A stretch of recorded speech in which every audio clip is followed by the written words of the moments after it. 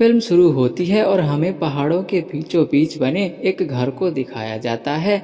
यहाँ हम एक आदमी को देखते हैं जिसका एक पैर खराब है और वो ठीक से चल नहीं सकता।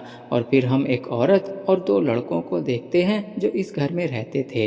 ये औरत इन दो लड़कों की माँ होती है और ये आदमी इनका चाचा होता है।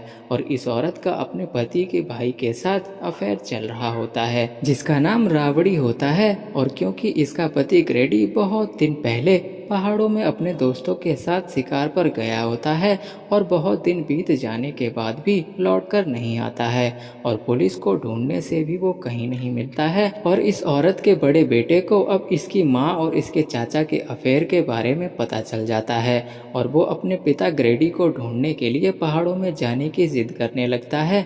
लेकिन इसका चाचा वहाँ आ जाता है और इसे पहाड़ों में जाने से रोकते हुए कहता है कि तुम वहाँ नहीं जाओगे क्योंकि उन पहाड़ों में आज तक जो भी गया है वो लौटकर नहीं आया है।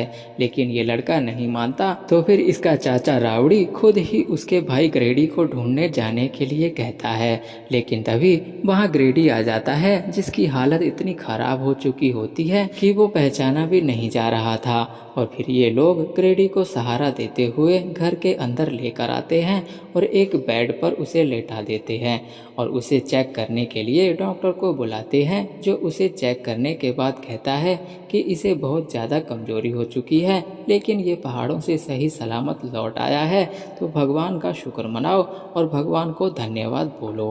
और फिर हमें उस लड़के और उसके चाचा को दिखाया जाता है जहाँ ये लड़का उसके चाचा को कहता है कि अब मेरे पिता लौट आए हैं तो अब हमें तुम्हारी कोई ज़रूरत नहीं है और उसे मारने लगता है और उसे उसकी माँ से दूर रहने के लिए कहता है। लेकिन इसका चाचा इससे कहता है कि तुम्हें हकीकत नहीं पता है तो तुम जाओ और जाकर अपनी माँ की मदद करो। और फिर ग्रेडी की वाइफ उसके लिए खाना बनाकर उसके बेटे के हाथ उसके कमरे में भिजवाती है और वो रावड़ी से कहती है कि मुझे ग्रेडी में कुछ तो बदलाव लग रहा है।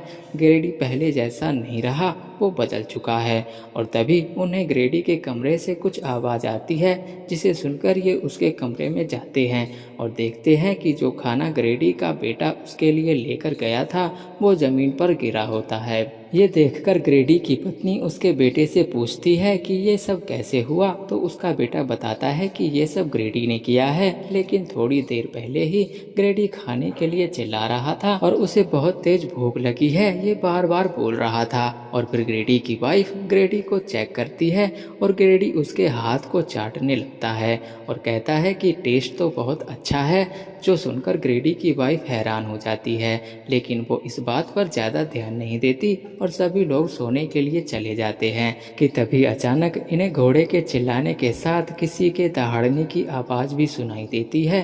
तो ये लोग बाहर जाकर देखते हैं तो इन्हें इनका घोड़ा मरा हुआ मिलता है क्योंकि घोड़े की बॉडी को किसी ने बुरी तरह से चीर फाड़ दिया होता है। और तभी हमें दिखाया जाता है कि ग्रेडी खिड़की से ये सब देख रहा होता है और हंस रहा होता है। और फिर सुबह होते ही इनका एक पड़ोसी इनसे मिलने आता है और उसे ग्रेडी पर शक होता है तो वो उसके कमरे में उससे मिलने जाता है और उसे उसके अंकल की पहाड़ों से ग्रेडी की तरह लौटने की बात बताता है।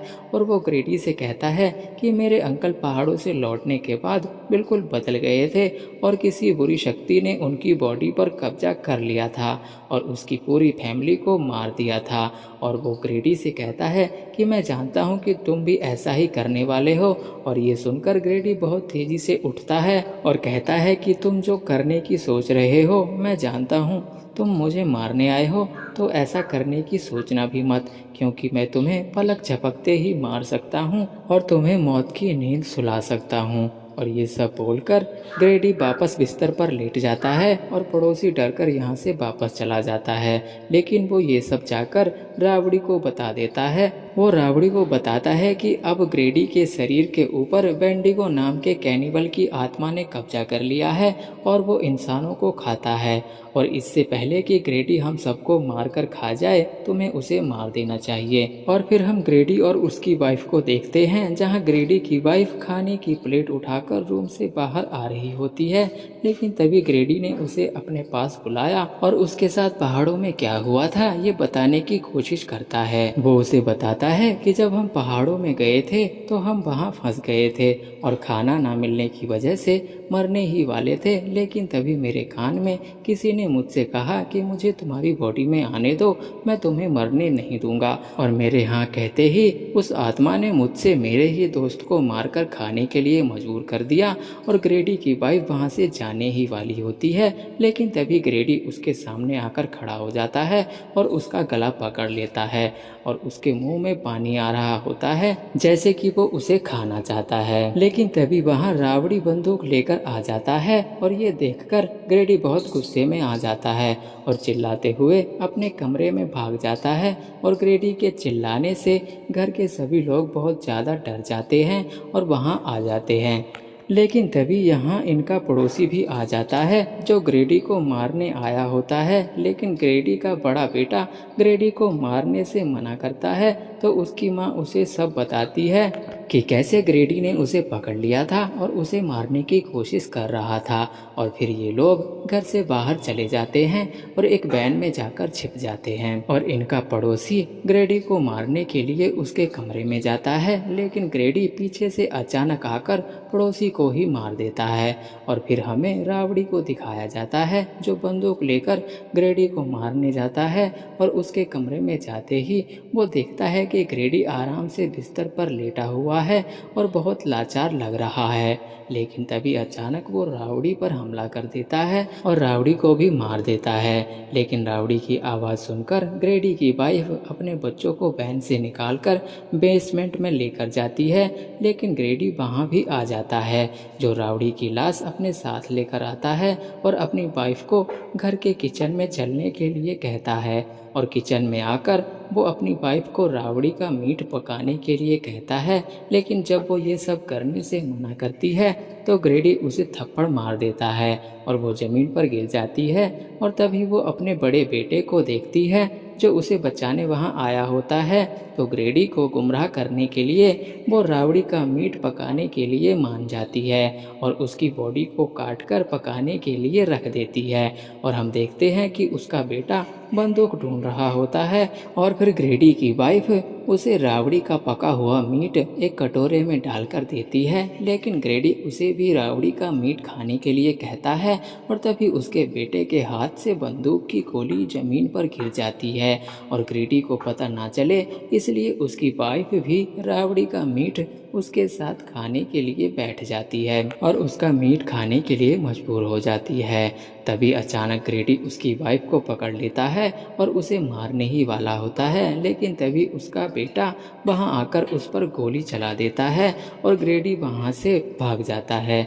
और वो वहां से भागकर उसके छोटे भाई के पास जाकर उसे गले से पकड़ लेता है और उसे मारने ही वाला होता है। तभी उसका बड़ा बेटा वहां आ जाता है और ग्रेडी पर बंदूक तान देता है और फिर ग्रेडी उससे कहता है कि तुम सबको साथ मिलकर रहना चाहिए मेरे पेट में, मैं तुम सबको खाकर तुम्हें एक साथ रहने का मौका दूंगा।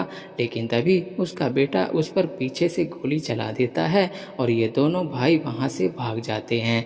लेकिन तभी अचानक ग्रेडी पीछे से आकर उसके बड़े बेटे को पकड़ लेता है और उसे मारने ही वाला होता है कि वहां उसकी वाइफ आ जाती है और उसके सर पर गोली मारकर उसे मार देती है। और फिर बेंडिगो ग्रेडी की बॉडी से निकलकर जोर जोर से चिल्लाने लगता है और इसी के साथ ये फिल्म यहीं पर समाप्त हो जाती है। और अगर आपको ये वीडियो पसंद आया है तो प्लीज़ वीडियो को लाइक कर दीजिए और चैनल को सब्सक्राइब नहीं किया है तो चैनल को भी सब्सक्राइब कर लीजिए।